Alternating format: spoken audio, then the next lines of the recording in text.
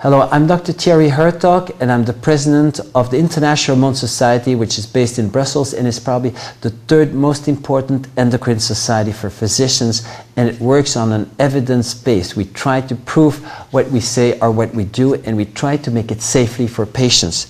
Now, I'm going to talk about hormone therapy in general. There's been a lot of controversies. People say hormone therapy can give cancer, can promote cardiovascular diseases, may make you fat, may give you osteoporosis or whatever.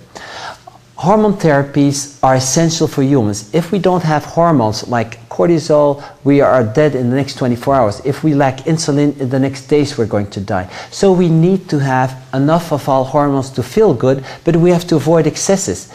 And with the food, we can already improve a lot of our hormones. We need to eat a food that is a food with rich in fruits and vegetables and rich in animal protein like chicken, fish, and also meat, but it has to be cooked at low temperature. And this basically food can already give you a good hormone balance, but with age, hormones decline, and most declines start already at age 30 years on. So sooner or later, we will need to keep our physical appearance, to remain healthy, we'll need to have the hormones, because hormones influence all the cells of our body, and each hormone has different impacts, and we need some of all.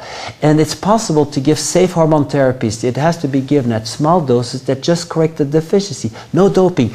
Doping is 100 times the daily dose. Athletes take foolishly incredibly high doses, so they imbalance their system. We want you to be balanced and to be balanced as well. And it's much often safer to give several different hormones in small doses, where exactly the amounts that you need, than to give one big dose that would, as a miracle hormone, correct everything. But you need to take those hormones.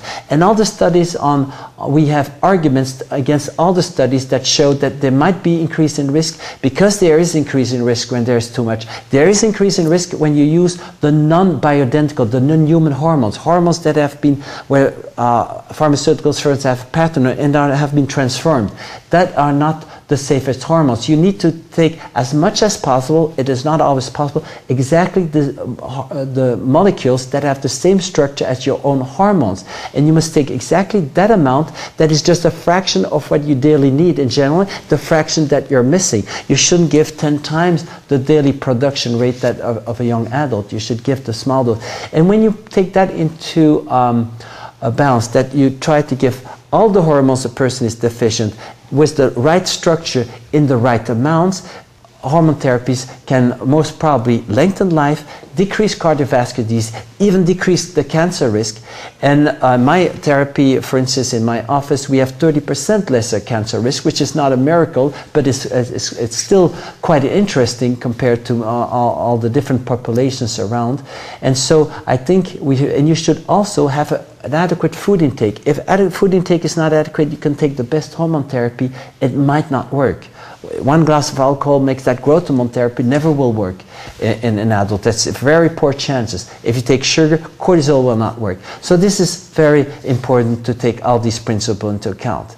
I hope you will remember them, and I thank you for your attention.